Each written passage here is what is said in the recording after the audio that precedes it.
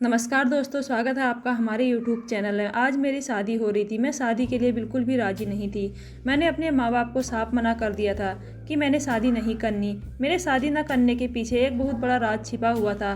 मैं नहीं चाहती थी कि यह राज सबके सामने खुलकर आए। मैंने अपनी माँ के सामने रो रो कर विनती की थी कि प्लीज़ मेरी शादी मत करो, लेकिन उन्होंने मेरी एक भी नहीं सुनी। कहने लगी, तुम हमारी इकलौती औलाद हो, शादी करके हम अपने फ़र्ज से आज़ाद होना चाहते हैं।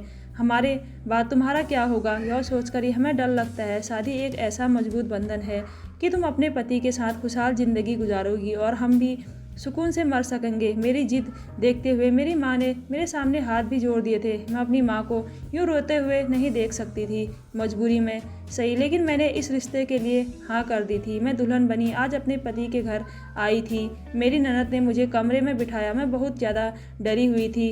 मुझ पर इस कदर डर था कि मेरे दिल की धड़कनें तेज़ी से चल रहे थे। मेरा पूरा शरीर काँप रहा था। मेरे हाथ ठंडे हो रहे थे जैसे जैसे समय गुजर रहा था। मुझे डर लग रहा था कि कुछ ही देर में मेरा पति अंदर कमरे में आ जाएगा, और यह सोचकर ही मेरी जान निकल रही थी कि उसके बाद क्या होगा। मैं अभी अपनी इन्हीं सोच का ताना बाना बुन ही रही थी कि कमरे का दरवाज़ा खुला था।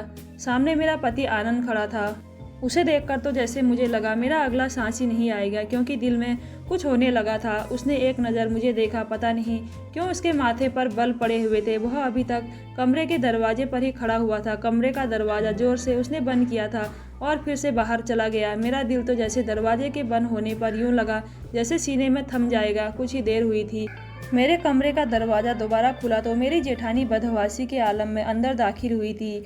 उनके हाथ में एक सफ़ेद रंग की चादर थी। कहने लगी, एक तो शादी के हंगामों में मैं भूल ही गई थी। आनंद ने तो 10 मिनट के अंदर अंदर मुझे मेहमानों के सामने ही बेइज्जत करके रख दिया। चलो उठो जरा, बेड की चादर बदल दूं। मैं बेड से उतरी। उन्होंने चादर उतारकर सोफे पर रखी और बेड पर सफ़ेद रंग की चादर बिछा दी। यह देखकर तो जैसे मेरा दिल किसी ने मुट्ठी में दबोच लिया था। कहने लगी, शादी के हंगामों में इंसान की मत ही मारी जाती है। 2 मिनट के अंदर अंदर उन्होंने बेड पर सफ़ेद रंग की चादर बिछा दी थी। कहने लगी, आनंद इस मामले में बड़ा ही फहमी है। बेड की चादर देखकर उसने तो पूरा घर सर पर उठा लिया था। फौरन गुस्से से दंदनाता मेरे पास आया। कहने लगा, भाभी, मैंने आपको पहले ही कहा था कि मेरे बेड पर शादी की पहली रात सफ़ेद चादर बिछा देना, और अब मैं कमरे में देख रहा हूँ कि बेड पर सफ़ेद चादर नहीं है। अब मुझे कैसे पता चलेगा कि लड़की कुंवारी है या फिर चरित्रहीन है। अपनी जेठानी के मुंह से यह बात सुनकर मेरे पूरे शरीर में पसीना छूट गया था। मेरी जेठानी कमरे से जा चुकी थी, लेकिन मेरा दिल तो जैसे धड़कना भूल गया था। मैं बार बार अपने हाथों की उंगलियां चटका रही थी। मैं समझ नहीं पा रही थी कि क्या करूं और क्या ना करूं। कुछ देर बाद कमरे का दरवाज़ा खुला था और आनंद कमरे में दाखिल हुआ था। मैं संभल कर बैठ गई। इस बार उसके चेहरे के तने हुए भाव थोड़े नॉर्मल थे। वह मेरे पास आया। जैसे ही मेरे पास बैठा, मैं डर के मारे कांपने लगी थी। उसने मेरा चेहरा थोड़ी सी पकड़कर ऊपर किया। मेरी नज़रें खुद ब खुद झुक गई थी। कुछ देर मेरे चेहरे को बड़ी मोहब्बत से देखता रहा। कहने लगा, तुम तो बहुत खूबसूरत हो। जितनी तुम्हारी खूबसूरती की बातें अपनी भाभी से सुनी थी, वह सभी तुम्हारे सामने कम है। भाभी ने तुम्हारी खूबसूरती की बहुत तारीफ़ें की थी, लेकिन तुम्हें देखकर लग रहा है कि जितनी भी तारीफ़ की थी कम थी। तुम तो उन तारीफ़ों से कई गुना ज़्यादा खूबसूरत हो। यह कहकर जैसे ही उसने जेब से मखमली डिब्बियाँ निकाली, जिसमें शायद मुंह दिखाई का कोई तोहफा था, मेरा दिल अब भी धक धक कर रहा था। उसने एक चैन निकाली और मेरे गले में पहनाने लगा। चैन को पहनाते हुए आनंद की उंगलियां या मेरी गर्दन पर शरारत करने लगी तो मेरी जान पर बन आई थी। उसकी आंखों की बेचैनी अब बढ़ने लगी थी। उसकी आंखों में छाने वाला खुमार मेरी जान निकाल रहा था। धीरे धीरे वह मेरे करीब होने लगा था, लेकिन मैं एकदम से पीछे हट गई। मेरी इस हरकत पर वह मुस्कुराने लगा। कहने लगा, सुनैना, शादी हुई है हम दोनों की। पति पत्नी का रिश्ता ऐसा ही होता है। हम दोनों के बीच कोई भी पर्दा नहीं है। यह कहते हुए आनंद ने मेरा हाथ पकड़ लिया था, जो बिल्कुल ठंडा हो रहा था। शायद धीरे धीरे वह मुझे विश्वास दिलाने की कोशिश कर रहा था, लेकिन मैं पूरी तरह डर रही थी। आनंद फिर मुझे समझाने लगा, देखो सुनैना, यह हमारे बीच जो कुछ भी हो रहा है यह जायज़ है। लड़कियां अक्सर ऐसे मौके पर घबरा जाती है, लेकिन मेरा विश्वास करो, मुझसे तुम्हें कोई तकलीफ नहीं होगी। भाई पति हूँ तुम्हारा। शायद मेरे कांपने और घबराने पर वह मुझे समझाने की कोशिश कर रहा था, लेकिन मेरे कांपने और घबराने की वजह कुछ और थी। मैं अपने घर से विदा होने से पहले नींद की 4 गोलियां खाकर आई थी, इसलिए धीरे धीरे मेरी आंखों में नींद उतरने लगी थी। देखते ही देखते मैं नींद की गहरी वादियों में उतरती चली गई थी। बस मुझे यह याद था कि आनंद मुझे हिला जुला रहा था। कह रहा था, सुनैना तुम्हें क्या हुआ है। उसके बाद मेरा दिमाग बिल्कुल अंधेरे में जा चुका था। जब मुझे होश आया तो मुझे ड्रिप लगी हुई थी और मैं अपने ही कमरे में लेटी हुई थी। मेरी जेठानी मेरे सिराने बैठी थी और मेरी ननद भी बेड के पास ही खड़ी हुई थी, मुझ पर फूंके मार रही थी और आनंद कमरे में चहलकदमी कर रहा था। यह सब देखकर मैं उठकर बैठने लगी तो मेरी जेठानी कहने लगी, लेटी रहो। डॉक्टर भी कमरे में मौजूद थी। उसने मुझे होश में आते देखा तो कहने लगी, जैसे ही ड्रिप खत्म हो तो आनंद से कहिएगा कि ड्रिप उतार दे। फिर उसने मुझे कुछ मेडिसिन लिख कर दी और कहने लगी, इनको रेगुलर इस्तेमाल करना। जल्दी ही डॉक्टर कमरे से जा चुकी थी। मेरी जेठानी कहने लगी, मैं तुम्हारे लिए दूध का गिलास लाती हूँ। यह कहकर वह भी कमरे से बाहर निकल गई थी। पीछे पीछे मेरी ननद भी चली गई थी। मैंने आनंद की तरफ देखा तो उसके माथे पर बल पड़े हुए थे। गुस्से से कमरे के चक्कर काट रहा था। मैंने घड़ी की तरफ देखा, सुबह के 6 बजने वाले थे। मैं अभी तक दुल्हन के जोड़े में ही थी, लेकिन उसने अपने कपड़े बदल रखे थे। मेरे पास आया और मुझे गुस्से से घूरने लगा। कहने लगा, यह क्या तमाशा था, तुमने रात को नींद की गोलियां खाई थी। मैंने कोई जवाब नहीं दिया। मैंने नजरें चुरा ली। वह कहने लगा, आर यू मैड सुनैना, तुम पागल हो, तुम्हारा दिमाग तो खराब नहीं था। मैंने कहा, मेरे पास और कोई रास्ता नहीं था, मुझे माफ़ कर दें, क्योंकि मुझे शादी से डर लगता है। मेरी बात सुनकर वह मुझे देखता रहा। फिर कहने लगा, तो इस बात का यह हल था कि तुमने पूरी रात हम सबको परेशान कर दिया। कोई भी लड़की अपनी शादी की रात नींद की गोलियां खाकर तो नहीं आती। हर लड़की को ही शादी की रात कुछ ना कुछ घबराहट होती है, क्योंकि वह एक नए रिश्ते में बंधने जाती है और पति से उसका संबंध काफ़ी गहरा होता है। लेकिन कोई भी लड़की नींद की गोली नहीं खाती। मेरी ड्रिप खत्म हो चुकी थी। आनंद ने मेरी ड्रिप उतार दी और मुझे प्यार से समझाने लगा। कहने लगा कि आज की रात के लिए मैंने बहुत से सपने अपनी आंखों में सजाए थे, लेकिन मुझे लगता है कि जैसे तुम्हें कुछ समय देना चाहिए ताकि तुम दिमागी तौर पर इस रिश्ते के लिए तैयार हो जाओ, क्योंकि रात वाली हरकत में दोबारा नहीं चाहता। यह सुनकर मैं कुछ देर के लिए रिलैक्स हो गई थी। मैं यही तो चाहती थी कि वह मेरे करीब ना आए, मुझसे कोई रिश्ता ना बनाए, क्योंकि इसके पीछे बहुत बड़ी वजह थी। लेकिन यह कब तक मुमकिन था। मुझे 4 दिन दे देता, 1 हफ्ता देता, ज़्यादा से ज़्यादा 1 महीने दे देता। उसकी आंखों की बेचैनियाँ देखकर मैं समझ नहीं पा रही थी कि कैसे मैं इस इंसान के उमड़ते मचलते जज्बातों को रोक सकती हूँ। वह मेरे चेहरे को बड़ी गौर से देख रहा था और मैं बदहवासी थी। ना मेरे दिल में कोई उमंग थी, ना ही मेरी शादी मेरी मर्जी से हुई थी।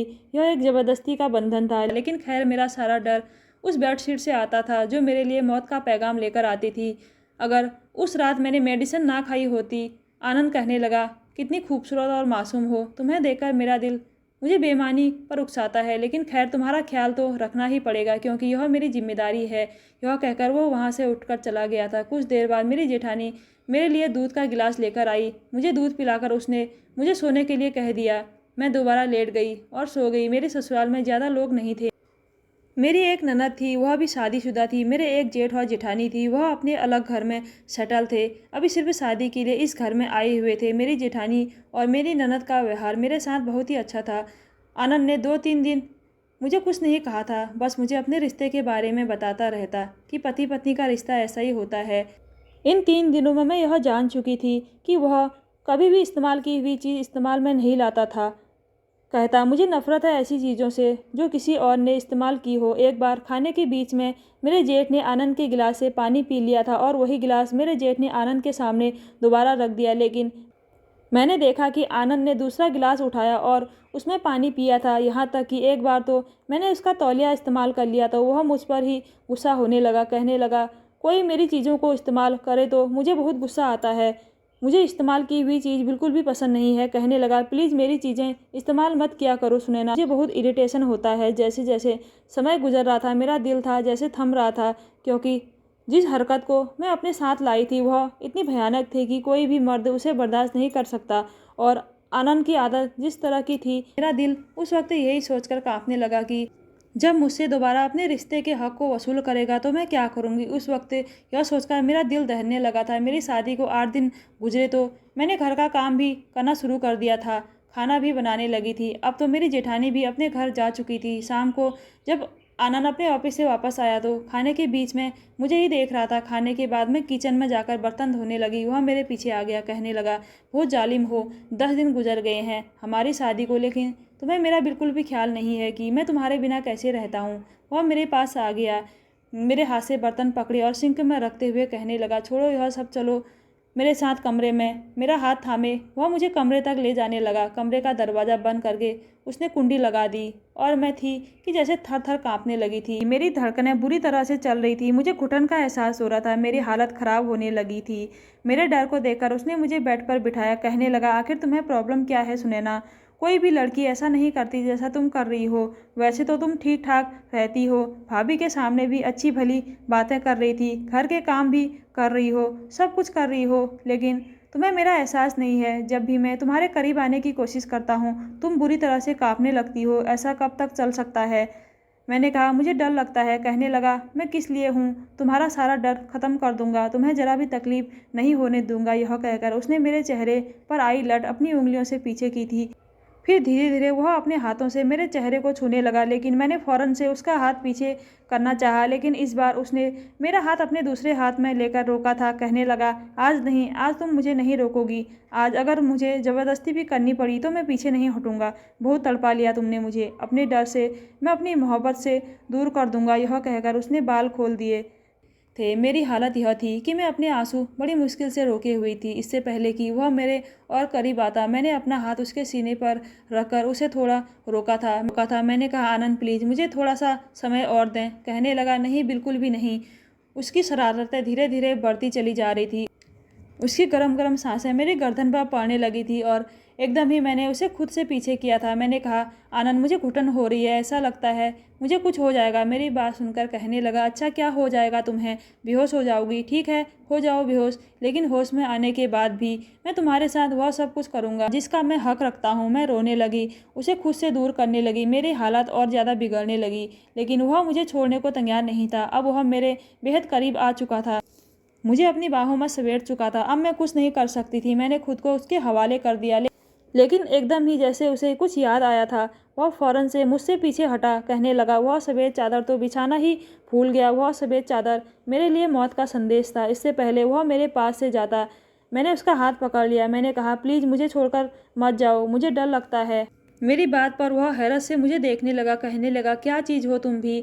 मेरे पास आने से भी डर लगता है, मेरे से दूर जाने से भी डर लगता है। अभी 1 मिनट रुको, अभी आता हूँ, एक बार सफ़ेद चादर ले आऊँ। यह कहकर उसने मेरा हाथ अपने बाजू से जुदा किया और खड़ा हो गया। अलमारी से सफ़ेद चादर ढूंढने लगा, लेकिन वह चादर तो मैं छुपा चुकी थी। काफ़ी देर तक वह चादर को ढूंढता रहा, लेकिन जब नहीं मिला तो उसने ठंडी आह भरी और अलमारी बंद कर दी। वापस आकर लेट गया। कहने लगा, सफ़ेद चादर ने आज तुम्हारी जान बचा दी है। पता नहीं भाभी ने वह चादर कहाँ रख दी है। यह सुनकर मैं चुप हो गई थी। फिर कहने लगा, सुनैना, तुम मेरी आदत को इतने दिनों से अच्छी तरह से समझ गई होगी। मुझे यह कहना अच्छा तो नहीं लग रहा है, लेकिन फिर भी जैसा कि आजकल का माहौल है, सावधानी ज़रूरी होती है। मैं नहीं चाहता मुझे ऐसी लड़की मिले जो पहले से अपनी इज्जत गंवा कर आई हो। यह कहकर उसने अपनी साइड का लैंप ऑफ कर दिया और सो गया। लेकिन मेरी तो जैसे आंखों से नींद ही गायब हो चुकी थी। मैंने बहुत कोशिश की मैं सो जाऊं, लेकिन मुझे नींद नहीं आई थी। अगले दिन आनंद मुझसे कहने लगा कि उसका एक दोस्त है जो बाहर देश गया था, अभी वापस आया है और उसे पता चला है मेरी शादी हो गई है, इसलिए कह रहा था अपनी शादी की पार्टी दो। यह कहकर आनंद मुस्कुराने लगा। कहने लगा, मैंने उसे चाय पर बुलाया है, तुम चाय का अच्छा खासा इंतज़ाम कर लेना। मैंने कहा, जी ठीक है। मैंने चाय का अच्छा खासा इंतज़ाम किया था। शाम तक आनंद का दोस्त आ गया था। मैंने किचन में सब कुछ तैयार रखा था। आनंद किचन में आया, चाय ले जाकर अपने दोस्त के सामने रख दी, लेकिन आनंद मुझे भी बुलाने लगा। कहने लगा, तुमसे मिलना चाहता है। मैंने कहा, मैं क्यों किसी अजनबी से मिलूं?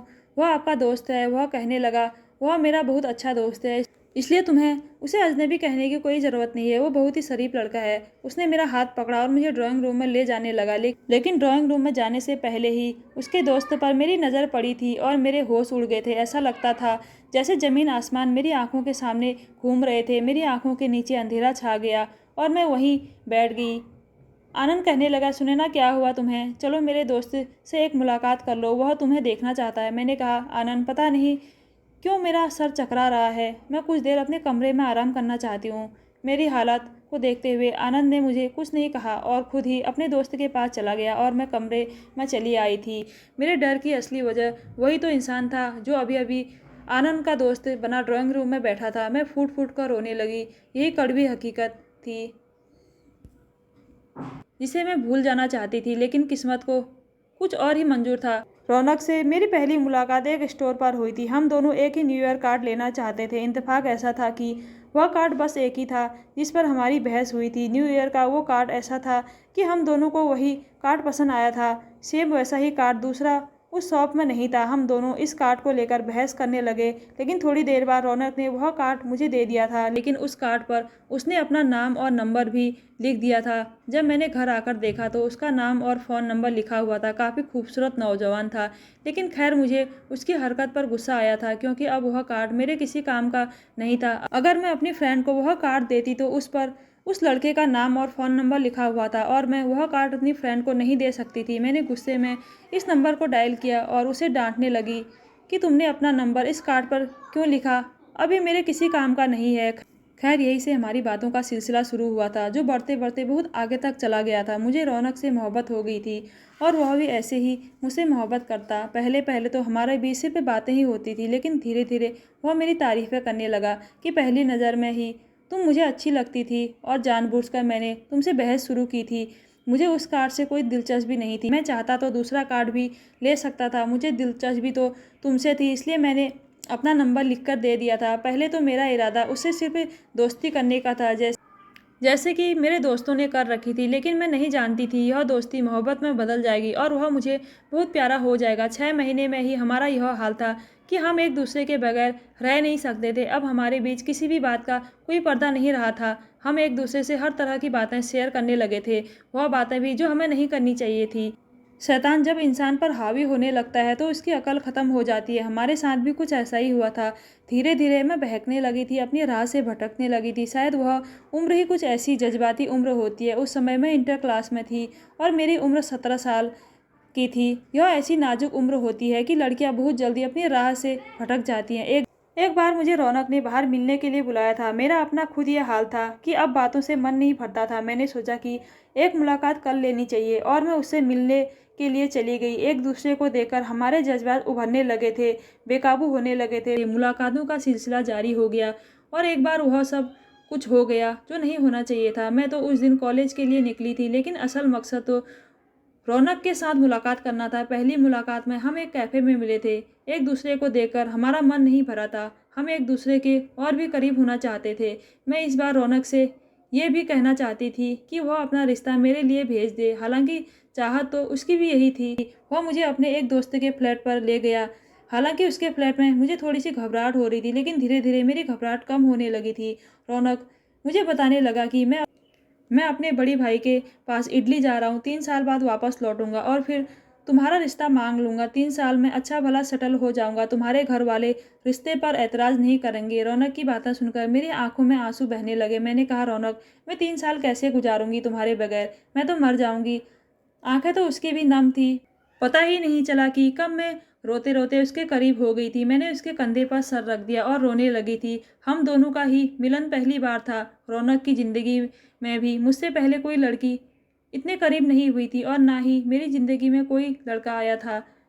वह मुझे तसल्ली देने लगा, कहने लगा, तुम परेशान मत हो, अभी मेरे पास कोई नौकरी नहीं है और तुम्हारे माँ बाप भी बिना नौकरी के मुझे तुम्हारा रिश्ता नहीं देंगे। उसके साथ लगकर रोए जा रही थी।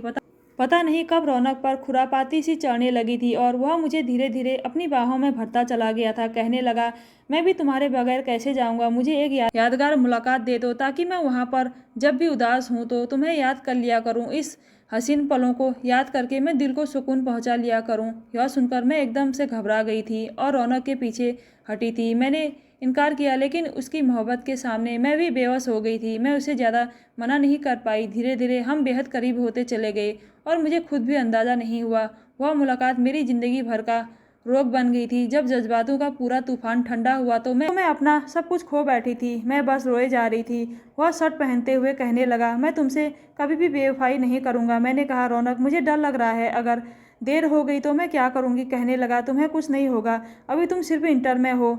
जब तक तुम्हारी पढ़ाई पूरी होगी मैं वापस भी आ जाऊंगा, बल्कि इससे पहले ही आ जाऊंगा। बस तुम शादी मत करना और मेरा इंतज़ार करना। यह कहकर वह चला गया था, लेकिन वह नहीं आया। पहले पहले वह मुझसे बात कर लिया करता था, लेकिन फिर उसकी कॉल आनी भी बंद हो गई थी। उसका फ़ोन भी बंद जाने लगा था। मैंने बहुत कांटेक्ट करने की कोशिश की, लेकिन उससे कोई भी बात नहीं हो पा रही थी। 4 साल तक मैंने उसका इंतज़ार किया था, लेकिन वह नहीं आया। मैं 21 साल की हो चुकी थी और मेरे रिश्ते आने लगे थे।